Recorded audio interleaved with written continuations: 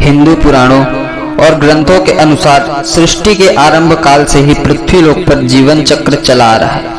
यानी जिसने भी इस पृथ्वीलोक में जन्म लिया है उसे एक न एक दिन मरना ही पड़ता है। और ऐसा माना जाता है कि मृत्यु के बाद आत्मा को यमदूत अपने साथ यमपुरी ले जाते हैं। लेकिन पृथ्वीलोक से यमलोक की यात्रा जीवात्मा के लिए बड़ा ही कठिन होता है, जिसका वर्णन गरुड़ पुराण में किया गया है। गरुड़ पुराण के अनुसार मृत्यु के बाद जीवात्मा को यमलोक के मार्ग में कई तरह की बाधाओं का सामना करना पड़ता है, और इन्हीं बाधाओं में से एक है रास्ते में पड़ने वाली बैतरणी नदी।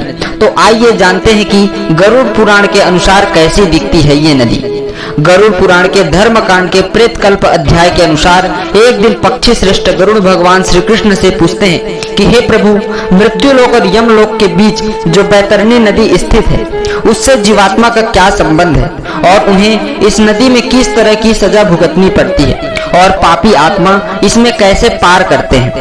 तब भगवान श्री कृष्ण ने कहा कि हे गरुड़, यमलोक के मार्ग में स्थित बैतरणी नदी में देखने में बड़ा ही भयानक, और जो भी पापी आत्मा मरने के बाद इस नदी से होकर गुजरती है उससे बड़ा ही भयभीत कराती है। यह महाभयानक नदी पीव और रक्त रूपी जल से परिपूर्ण है। इतना ही नहीं, यह नदी मांस और कीचड़ से भी भरी हुई है। यह नदी पापियों को देखकर कई तरह के भयाक्रांत स्वरूप को धारण कर लेती है।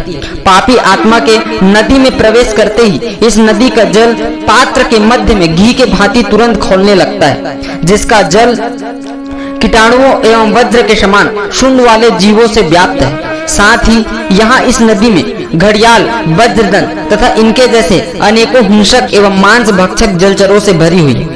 और नदी में जैसे ही पापी आत्मा का प्रवेश होता है वह नदी 12 सूर्य के गर्मी के समतुल्य तपने लगती है, जिससे उस महाताप में पापी चिल्लाते हुए करुण विलाप करने लगते हैं। ताप के कारण पापी आत्मा अपनों के पुकारने लगते हैं, और जब कोई उनके पास नहीं आता तो वो उस महाभयंकर धूप में इधर उधर भागने लगता है। और जब उसे ताप बर्दाश्त नहीं होता तो वह आत्मा उस दुर्गंध पूर्ण जल में डुबकी लगाते हुए और अपनी आत्मग्लानि से व्यथित होते हैं। फिर श्री कृष्ण कहते हैं कि हे गरुड़, कुछ जीवात्माएं ऐसे भी होती हैं जिन्हें मृत्यु के पश्चात इसी बैतरणी नदी में रहना पड़ता है। जैसे कि जो अपने जीवन काल में आचार्य, गुरु, माता पिता एवं अन्य वृद्ध जनों की अवमानना करते हैं, उसे इसी महानदी में रहना होता है। इसके अलावा जो जीवात्मा अपने जीवन काल में अपनी पतिव्रता, सुशीला और धर्मपरायण पत्नी का परित्याग करते हैं, उनको सदैव के लिए इसी महाघिनौनी नदी के जल में वास करना पड़ता है। साथ ही जो जीवात्मा जीवित रहते हुए अपने स्वामी, मित्र, तपस्वी, स्त्री, बालक एवं वृद्ध का वध करते हैं उसे इस महानदी में ही गिराते हैं।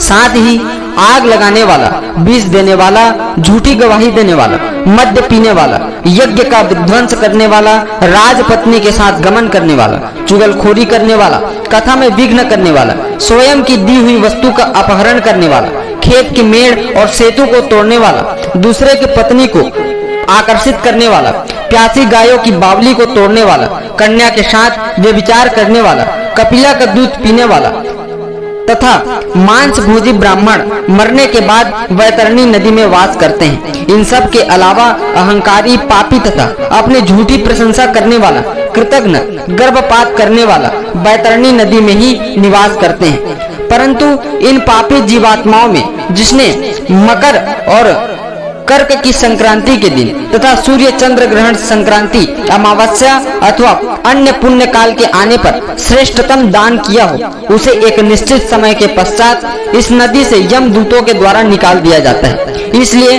प्राणियों को चाहिए कि वह जीवित रहते हुए दान करे और धर्म का संग्रह करे। इसके अलावा जीवात्मा जीवित रहते हुए गोदान करता है, यानी काली अथवा लाल रंग के 2 काले रंग के वस्त्रों से आच्छादित करके ब्राह्मणों को दान दे देता है, उसे भी इस नदी की यातनाओं से मुक्ति मिल जाती है। इसलिए हिंदू धर्म में मृत्यु से पहले गोदान कराया जाता है। ऐसा माना जाता है कि गोदान करने से मनुष्य उसी गाय की पूंछ पकड़कर उस नदी को पार करता है और उसे सुकर्म के प्रभाव से ऐहिक और परलौकिक सुख की प्राप्ति होती है।